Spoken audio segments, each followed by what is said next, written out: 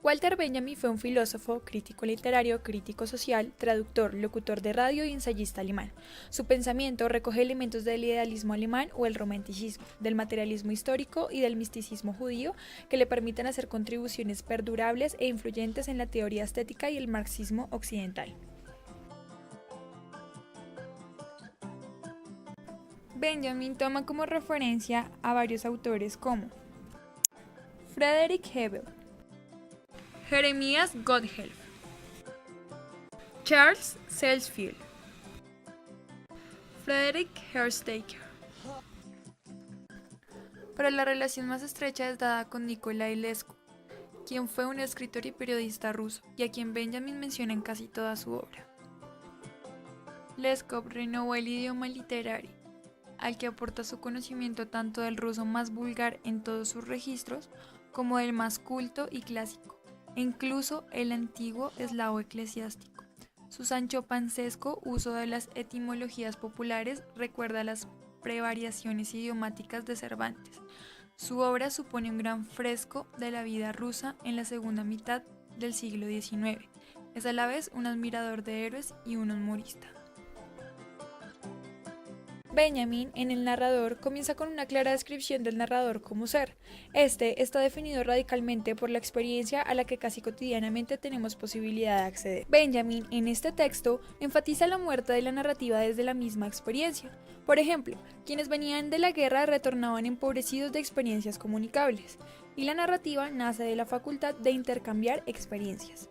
La orientación hacia lo práctico es el aporte de la narración. Esto con la intención de que haya una utilidad. Esta utilidad se presenta en forma de moraleja, indicación práctica o bien como proverbio o regla de vida. El narrador se imagina como alguien que viene de lejos, pero hay dos tipos de narrador. El marino mercante, quien cuenta lo sucedido mientras se traslada, y el campesino sedentario, quien se alimenta de las narrativas para convertirlas en historias. En la Edad Media, el maestro sedentario y los aprendices migrantes trabajaban juntos en el mismo taller, y todo maestro había sido trabajador migrante antes de establecerse en su lugar de origen o lejos de allí. Benjamin señala que la información tiene su recompensa en el instante que fue nueva, a diferencia de la narración que mantiene su fuerza acumulada y es capaz de desplegarse aún después de largo tiempo, una forma artesanal de la comunicación. Además de esto, se ve la relación del hombre con la muerte, puesto que asegura que la muerte es la sanción de todo lo que el narrador puede referir. Esto se refiere a que si el lector de novelas está seguro de asistir a la muerte del personaje sobre el que lee y permanece todo el tiempo abocado al fin de la novela, la narración atiende, como su elemento más originario, a la callada interpretación que proviene del morir, lo inolvidable. Entonces, la novela es la rememoración, la unidad de una vida, de una acción, de un personaje y aspira a la permanencia. La narración, en cambio, ansía la memoria con una multiplicidad de eventos y una ambición secreta por lo efímero.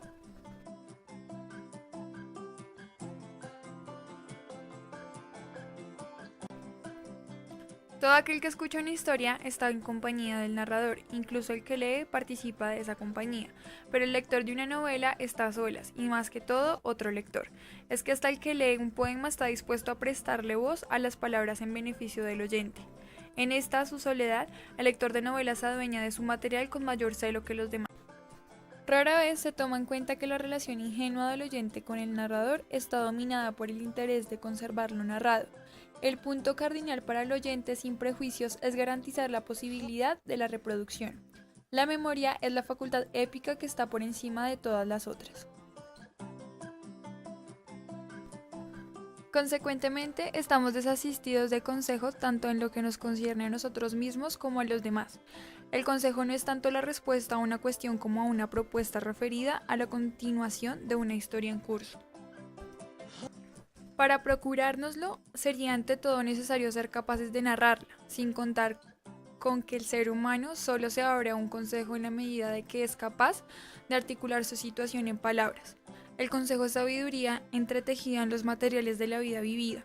El arte de narrar se aproxima a su fin, porque el aspecto épico de la verdad, es decir, la sabiduría, se está extinguiendo. y esta extinción se trata más bien de un efecto secundario de fuerzas productivas históricas seculares, que paulatinamente desplazaron a la narración del ámbito del habla y que a la vez hacen sentir una nueva belleza en lo que desvanece. Citando a Paul Valéry, al considerar a un artista, la observación artística puede alcanzar una profundidad casi mística. Los objetos sobre los que se posa pierden su nombre. Sombras y claridad conforman un sistema muy singular, plantean problemas que les son propios y que no caen en la órbita de ciencia alguna, ni provienen de una práctica determinada, sino que deben su existencia y valor exclusivamente a ciertos acordes que entre alma, ojo y mano se instalan en alguien nacido para aprehenderlos y conjurarlos en su propia interioridad.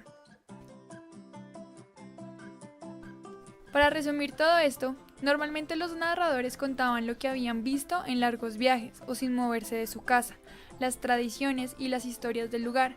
En la Edad Media, los artesanos convocaban aprendices vagabundos que contaban sus historias de viaje.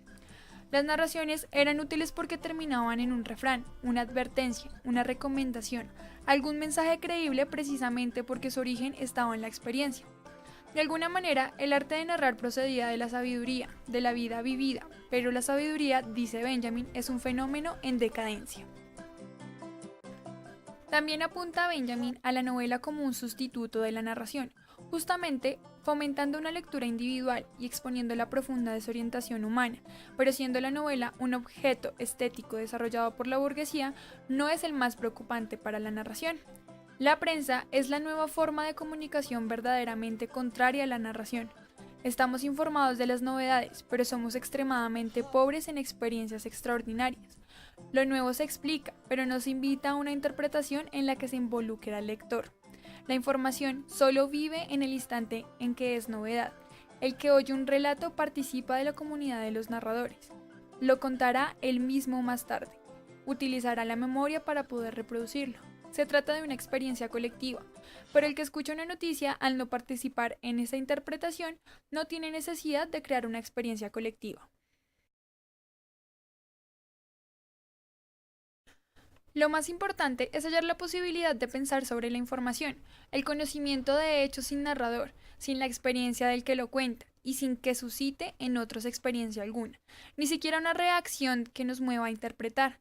El periodismo, instalado ya desde hace mucho tiempo, debería revisar la distancia que impone con respecto a lo que cuenta, buscar la objetividad sacrificando la narración, obviar el contar desde la experiencia, igual no tiene mucho sentido, sobre todo cuando además nadie cree en la objetividad.